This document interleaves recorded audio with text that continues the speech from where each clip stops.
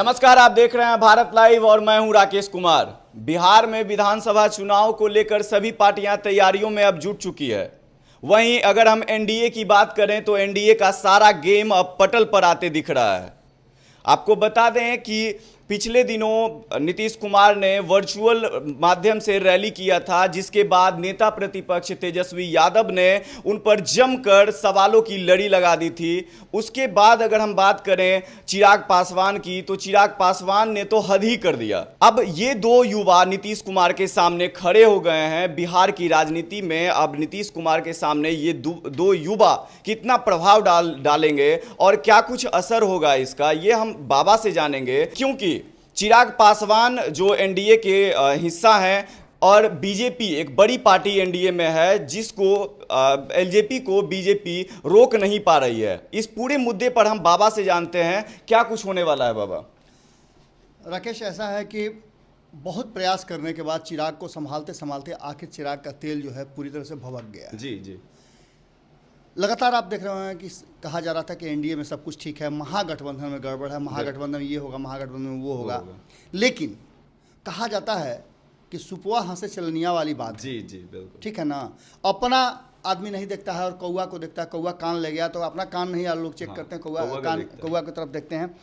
बिल्कुल वही स्थिति मैंने 24 घंटे के अंदर में हो गई है। जी जी, आपने जहाँ देखा होगा कि एक तरफ, जैसा कि आप बता भी रहे थे, कि नीतीश कुमार डिजिटल और वर्चुअल रैली करके बिहार की जनता को बहुत कुछ बताना चाह रहे थे। जी जी, कितना सफल हुए ये तो जनता तय करेगी, कार्यकर्ता उनके तय करेंगे और राजनीतिक दल तय करेंगे।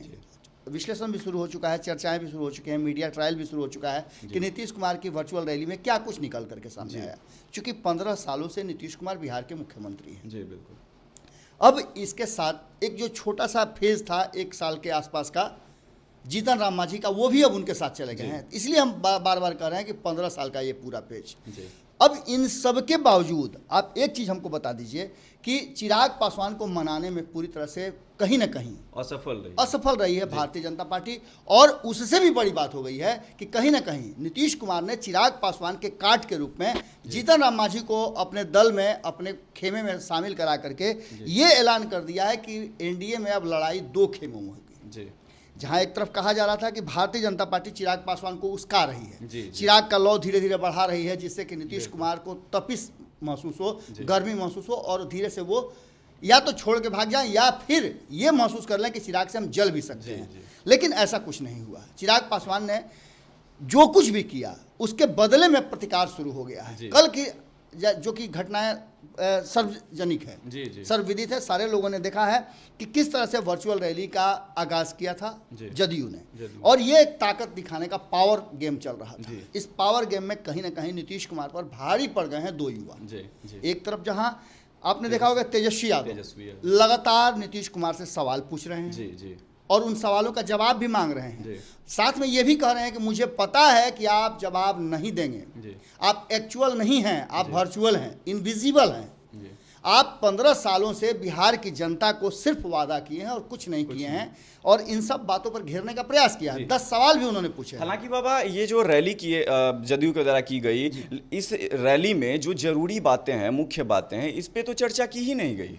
बिल्कुल वही बात कर रहे हैं राकेश। और इन सब बातों के साथ एक सबसे बड़ा जो कारण हो गया है वो ये हो गया है कि गुस्से में दिल्ली की बैठक में एक बड़ा फैसला चिराग पासवान की पार्टी ने कर दिया है। चिराग पासवान की पार्टी ने अपने अध्यक्ष चिराग पासवान को पूरी तरह से ऑथराइज कर दिया है कि जो फैसला करें। और एक फैसला बहुत तेजी से सामने आ गया है। उनके कई वरिष्ठ लोगों ने, पार्टी के वरिष्ठ लोगों ने जो बैठक में शामिल थे, उन्होंने हमें फोन करके बताया है कि बाबा सब कुछ तय हो गया, 143 सीटों पर हम लड़ रहे हैं। आप समझिएगा 143 सीट क्यों। आपने सुना होगा, बार बार आप मीडिया में चर्चाएं सुन रहे होंगे या फिर राजनीतिक दलों के द्वारा सुन रहे होंगे कि सीट शेयरिंग का फॉर्मूला एनडीए में जो तय होगा उसमें से 110, 100 और 33 सीटें तय होगा।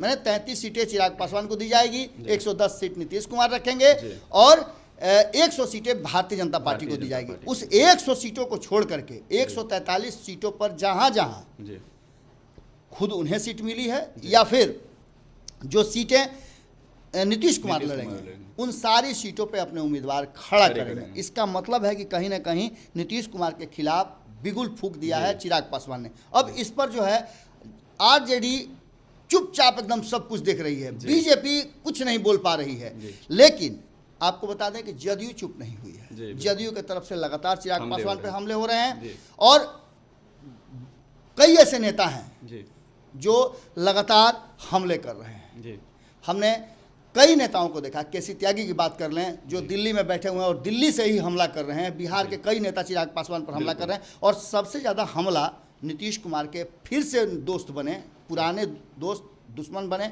फिर दोस्त बने हैं जीतन राम मांझी। उनकी पार्टी तो इतना जम करके बोल रही है, शायद उतना जदयू के लोग भी हमला नहीं कर पा रहे हैं। इसका मतलब है कि ये जो लड़ाई है वो कहीं ना कहीं एक अगले स्टेप में जा रही है और इस लड़ाई का फायदा एनडीए को हो चाहे नहीं हो, महागठबंधन को तो होता नजर आ रहा है। जी सबसे बड़ी बात यही है कि चिराग पासवान ने कहीं ना कहीं पूरी तरह से छू बोल दिया है और इस छू बोलने का जो कारण होगा एनडीए को पता चलेगा। जी बिल्कुल। तो एक बड़ी खबर सामने आ रही है, बाबा के सूत्रों के हवाले से पता चला है कि एलजेपी चिराग पासवान की पार्टी 143 सीटों पर चुनाव लड़ेगी। यह एक बड़ा ब्रेकिंग है जो बाबा के हवाले से हमें पता लगी है।